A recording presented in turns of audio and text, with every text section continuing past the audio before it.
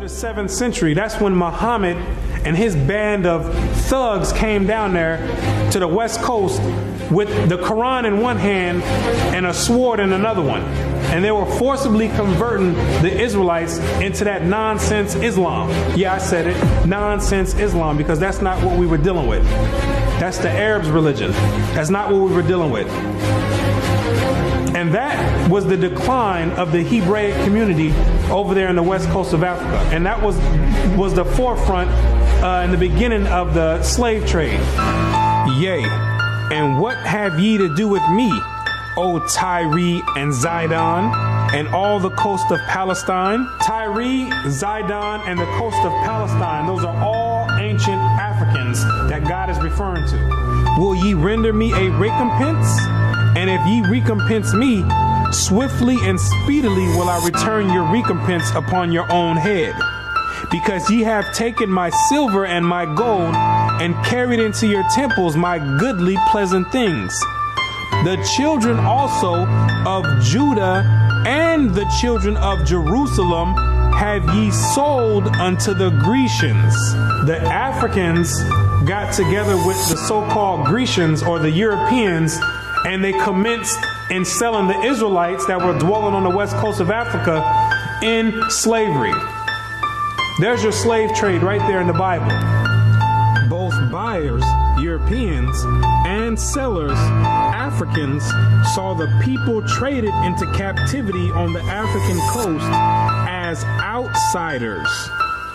Now, why did those Africans see you as outsiders?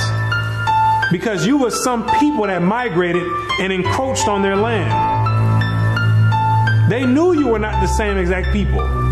The customs that you had, the way you moved, they knew you were not the same people, so they had no problem commencing in a slave trade with the Europeans. Do you be crazy to believe that Africans were selling their own people? That makes no sense at all.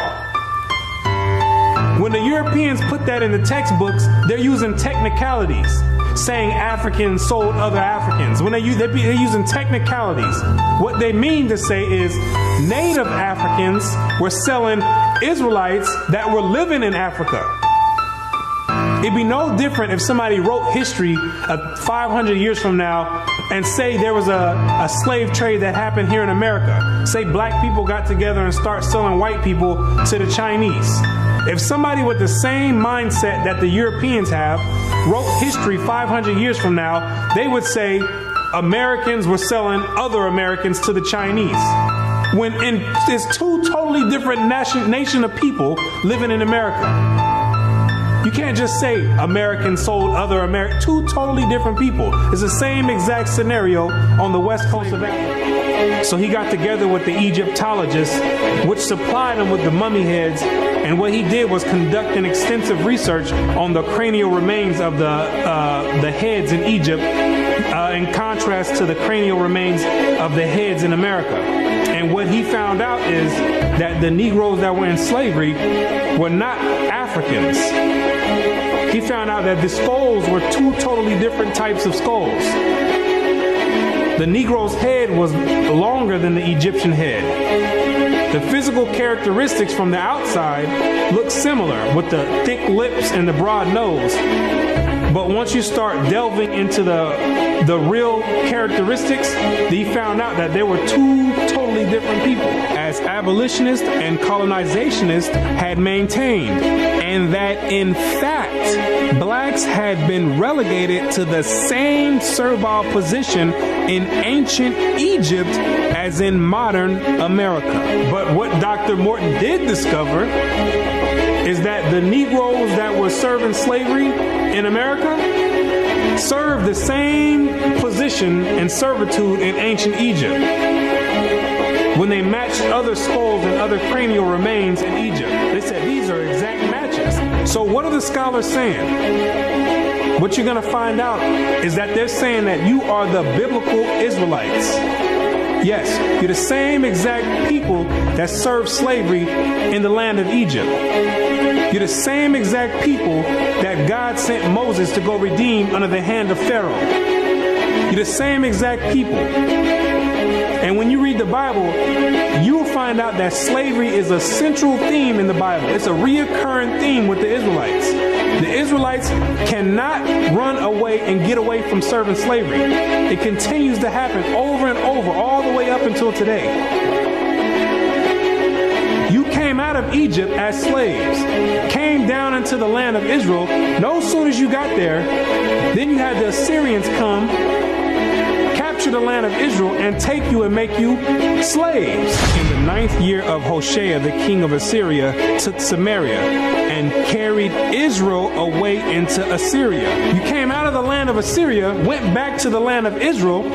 Then the Babylonians came, which are the modern day Ethiopians, the Cushites, came to the land of Israel and made you slaves. So all Israel were reckoned by genealogies.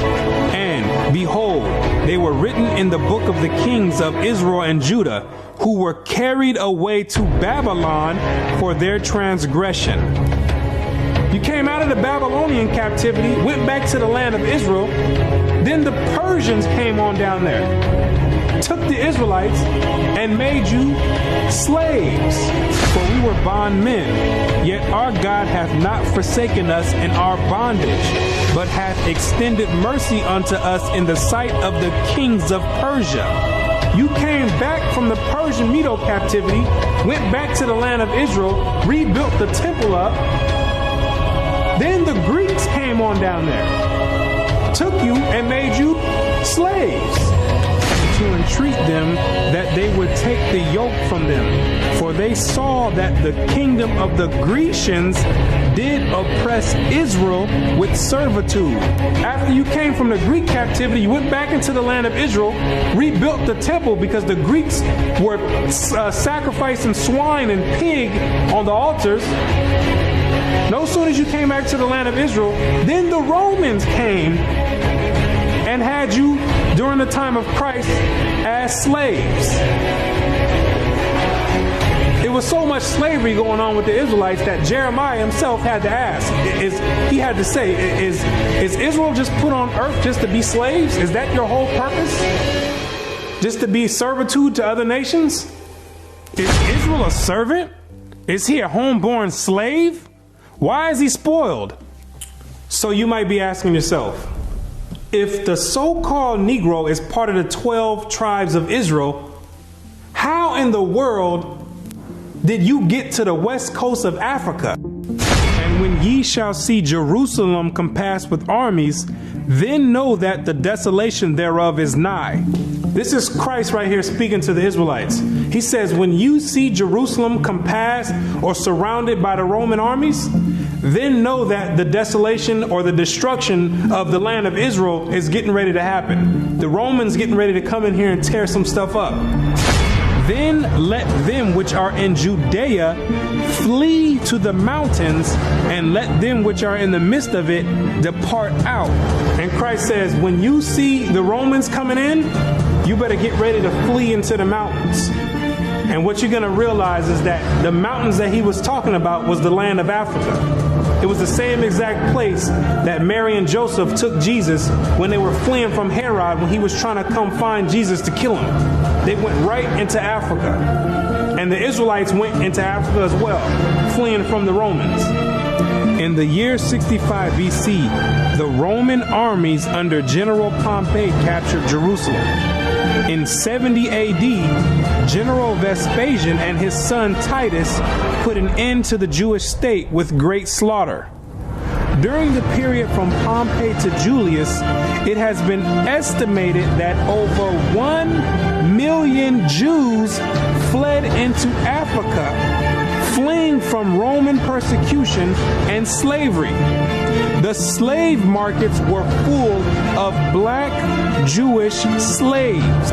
Over 1 million of you Israelites fled from the land of Israel into the land of Africa, running away from the Romans because the Romans was coming to put slaughter to the Israelites.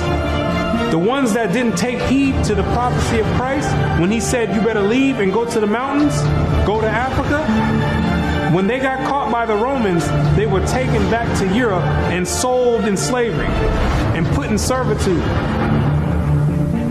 and became gladiators, put in the lions' dens.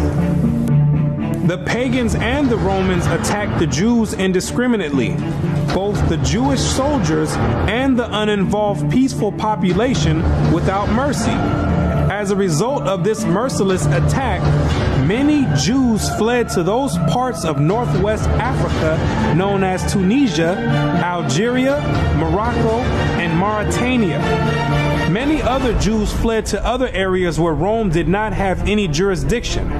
This was to the region of the south, the Sahara Desert, and the Sudan. Grazel says, such is the explanation of how the Sahara Desert first acquired Jewish tribes, toughened by a fighting tradition and possessed of physical characteristics, black, which it is said still makes them approximate very closely the original Jewish population of Palestine. And after migrating from Israel and dwelling on the northwestern parts of Africa, after you were fighting vigorously with the Romans, you had no choice but to start migrating to the southern regions of Africa, where the Romans didn't have any jurisdiction. Because the Romans were relentless and they were adamant about putting all Israelites to death. So in order to get any type of peace, the Israelites had to start migrating to the sub-Sahara parts of Africa. The scholars know this for a fact. The biblical scholars know this for a fact. They know all the history of the Israelites and their migration patterns. Whatever may be thought of the more or less mythological traditions connected with the earliest Jews in North Africa, it is now practically an established fact that a Jewish nation, Jewish at least in faith, and perhaps too in origin, long held sway south of the Sahara. In later centuries, Jews are believed to have settled in Western Africa during the height of the Songhai, Mali, Ghana, and Kanem-Bornu empires. According to accounts from explorers of the region, several powerful Jewish families of the Songhai Empire were of Jewish origin. Some accounts place West African Jewish communities in the Andu Forest of Dahomey, south of Timbuktu. In the 1930s, these groups still maintained a Torah scroll written in Aramaic that had been burned into parchment with a hot iron instead of ink so it could not be changed. In the 1930s, the historians went over there and still found Israelites over there that didn't get captured in the slave trade, still practicing the Hebraic faith, still knowing who they were. With a Torah, which is the first 5 books of Moses, written in Aramaic. That's the ancient language. And it's a shame that they have to burn it in hot iron so the European colonialists don't come over there tampering with it and taking the evidence and trying to hide the history. It's a shame that they have to do that. It is a total shame that they have to do that. The black Jews had an advantage over the African tribes. They carried their culture, history, laws, and written records with them. The Jews made use of every opportunity. They were an industrious and skillful people. In the Jewish Ghanaian states were found kings, princes, governors, generals, secretaries, treasurers, revenue agents, judges, architects, engineers, doctors, historians, language interpreters, mathematicians, jewelers, sculptors, masons, carpenters, painters of art, goldsmiths, leather workers, potters, armorers, saddlers, blacksmith, agriculturalists, etc. Who told you that you was a bunch of Negroes running around on the west coast of Africa, butt naked, swinging from vines? Who told you that lie? You were and still are a prestigious people, a skillful people. The decline of Jewish communities of the West African Maghreb most likely began with the influx of Arab invaders into North Africa starting in 640 CE and later into West Africa in the 1300s and 14 CE. So after you had established communities and empires on the west coast of Africa, after the 7th century, that's when Muhammad and his band of thugs came down there to the west coast with the Quran in one hand and a sword in another one. And they were forcibly converting the Israelites into that nonsense Islam. Yeah, I said it, nonsense Islam, because that's not what we were dealing with. That's the Arabs' religion. That's not what we were dealing with. And that was the decline of the Hebraic community over there in the west coast of Africa. And that was the forefront in the beginning of the slave trade.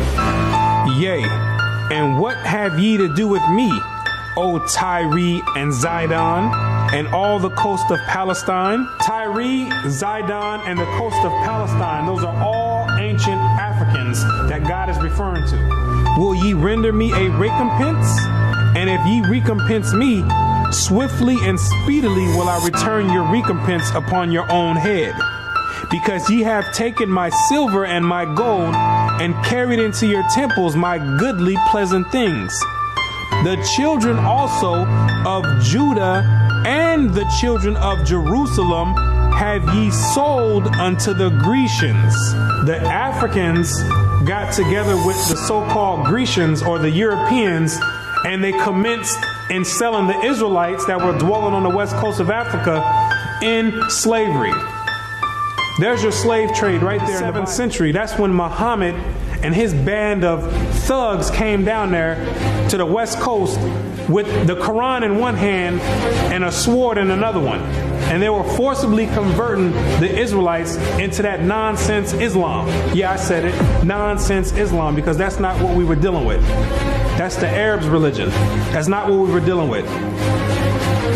And that was the decline of the Hebraic community over there in the west coast of Africa. And that was the forefront in the beginning of the slave trade. Yea, and what have ye to do with me, O Tyre and Zidon, and all the coast of Palestine? Tyre, Zidon, and the coast of Palestine, those are all ancient Africans that God is referring to. Will ye render me a recompense?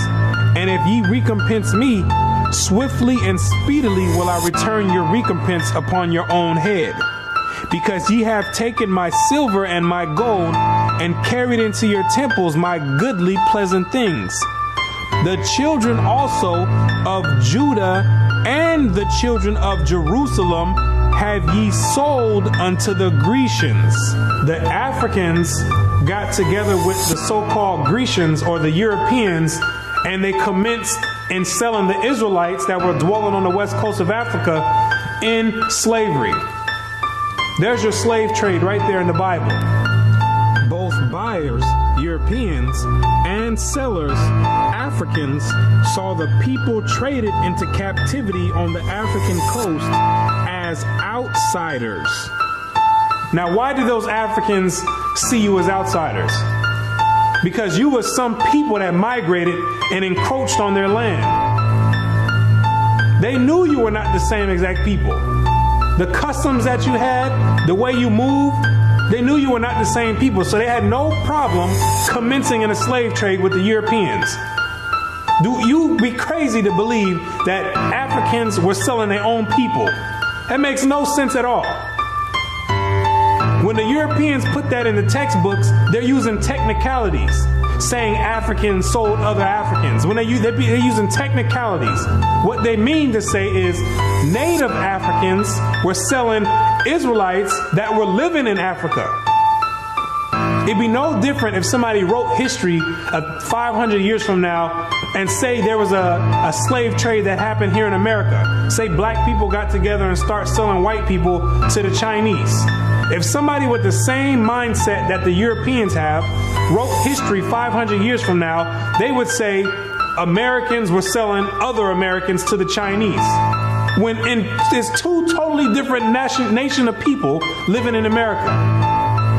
You can't just say Americans sold other Americans. Two totally different people. It's the same exact scenario on the west coast of Africa. Now, before we continue, we're going to come to this book real quick, History of the Conquest of Spain by the Arab Moors by Henry Copey. This is from 1892, so you guys can see. We're in archive.org. Again, that's History of the Conquest of Spain by the Arab Moors, with a sketch of the civilization which they achieved and imparted to Europe by Henry Copey. Volume 2, 1892. This part right here is especially for all the new people. All right, what is a Huguenot? I got several videos on the Huguenots. I got a 5-hour one that is very thorough on the information and their history, what they went through, and their involvement in the Americas in colonial times. And who are these people? What is their ethnicity? What is their genealogy and ancestry historically? Now we're going to start here. Page 445 of this book is literally telling us about Columbus, how he's the Christ bearer. That's what his name means, the Christ bearer, and how he left out of a Moorish port. His vessels was fitted out in that little port of Palos, which had lately been a Moorish port. His sailors were, many of them, men with Moorish blood in their veins. Columbus himself, so-called Moorish blood, most likely Sephardic Jew from Portugal. We are investigating. There's many stories of his possible real name out there, so we're investigating, but definitely seems to be he was a Sephardic Jew from Portugal. So he also had Moorish blood. All right, so many of these so-called conquistadors were so-called Moors or so-called black people, right? It has been asserted that when the Moors were driven out, thousands took refuge in the south of France, who afterwards, abhorring the Roman Catholic persecutions, became Huguenots. They became the Huguenots. It didn't say they mixed with Huguenots. They are the ones who became known as the Huguenots in history. So whenever you see Huguenot, we just read John Pintard, right? John Pintard is a Huguenot. We're going to read more about that. Yes, he was a Moor. Yes, Huguenot, so-called black man. Yes, these people, German Palatines, Thomas Nast, right? He was also a so-called black man. I'm going to show you what Benjamin Franklin had to say about them. But it tells you right here in this book who the Huguenots are, right? They never tell you this part of their history or beginnings and origins. The word Huguenot just meant a confederation, a people coming together, comrades coming together as confederates. We're going to hear from Benjamin Franklin himself. We're in this book that he actually wrote, Observations Concerning the Increase of Mankind, People and of Countries, by Benjamin Franklin. This was written in 1755, this version right here in Boston, okay, 1755. So basically he's going over some points why it's bad, all this immigration, all these foreigners, as he's calling them, Germans, Protestants and all that, Palatines, why are they coming, these Huguenots, why are we bringing them into the country? He's literally complaining. So right here in point 23, he says, and since detachment of English from Britain sent to America will have their places at home, so soon supply and increase so largely here, why should the Palatine Boers, all right, the Palatine, Thomas Nast, right, the guy who was drawing Santa Claus, he's a Palatine Boer. He suffered to swarm into our settlements, and by herding together establish their languages and manners to exclusion of ours? Why should Pennsylvania, founded by English, become a colony of aliens, who will shortly be so numerous as to Germanize us instead of our Anglifying them, Germanize, and will never adopt our language or custom any more than they can acquire our complexion? They're not even our, he's saying, they're not like me, they're dark complexion. Which leads me to add one remark, that the number of purely white people in the world is proportionally very small. In 1750s, all right, very small. It's not me, it's Benjamin Franklin telling you. Nobody is blackwashing anything. They're telling you that before the 1800s, the world was a so-called blacker place, according to Benjamin Franklin's primary source and notes. Right here, he's telling you that all of Africa was black, or tawny, right? Tawny, all right? So tawny, shout out to Drop, all right?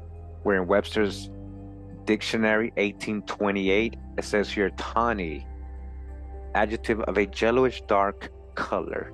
Yellowish dark color, like things tanned, or persons who are sunburned, or as a tawny Moor, or Spaniard, the tawny sons of Numidia, the tawny lion, all right? Dark complexion person, right? So we got Africa's black or tawny, Asia chiefly tawny, so is Asia, America exclusive of the newcomers wholly. So not part, but all of it is what? Tawny, dark complexion. And in Europe, the Spaniards, Italians, French, Russians, and Swedes are generally of what we call swarthy complexion, as are the Germans also. All right, as are the Germans also. Okay, we're gonna put swarthy right here, and we're gonna get swarthy being of a dark hue or a dusky complexion. Tawny, same thing. In warm climates, the complexion of men is universally swarthy or so-called black. The Moors, Spaniards, and Italians are more swarthier than the French, Germans, and English. Okay, who are the Moors? The Spaniards and Italians. Who are the Spanish conquistadors? Who were the Spaniards that came here? Moors, people of dark complexion. All right, their swarthy holes were dark in all our plains. Look at this, black as the swarthy African. Swarthy means so-called black. Okay, Benjamin Franklin is letting you know that the German Palatines were so-called black. The Huguenots were Moors. These are the same people. So again, when they're telling us Santa's New York roots, who are these men, these so-called Dutch and German Palatines? Once you have a better perspective of who they are, you see things a lot differently, right? You see things a lot differently. You can't just blame the so-called white man. It's not about complexion. So remember, they would tell Asiatic Moorish descendants of the North Gate and South Gate must nationalize. They have fake scholars who keep getting paid off, that keep promoting these people as crayons, knowing that that makes them non-descendable. Whether it was black, green, purple. Give me a fake scholar. Anybody that continues to call these people of Moorish Asiatic descent black, knowing it makes them non-descendable. We're talking about a political issue of estate and birthright. Is Dr. John Henry Clark one of those? Who are you talking He knows that these people are Moors. All ethnic groups in this country understand they got a nationality, because you answer to such stupid words like Negro and color and black. You have no nationality. Negro is not a nationality. Some lazy Portuguese or Spaniard took an adjective and made a noun out of it. Colored is not a nationality. Black tells you how you look, but it don't tell you who you are.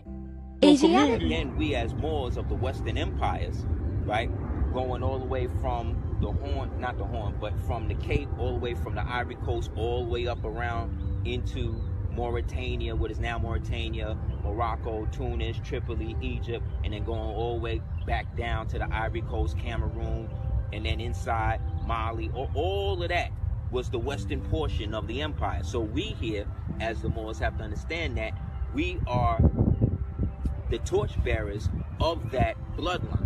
Because after Granada, which one thing they don't tell you is that after the expulsion of Granada, all of the noblemen and people like that already had estates set up for them over here, because those estates was established for them over there. Because remember, it was our ancestors from northwestern and northern Africa that went up into what they now call Hispania, set up all those dominions as far up into the southern France, what we call the period. It's the biggest Islamic states that was found here in Old Mexico.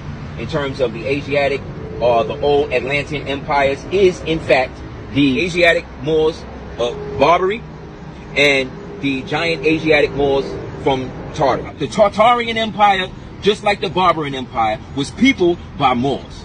Okay? Genghis Khan was a Moor. Get the book Conquest of Peru, Mexico, Talamanca, Natchez, and Talaquesta. That was the book in the 13th century about the Mongolian, so-called the Tartary invasion, that basically ended with a unification treaty by which we all came together at this thing called the Battle of Anju Wat.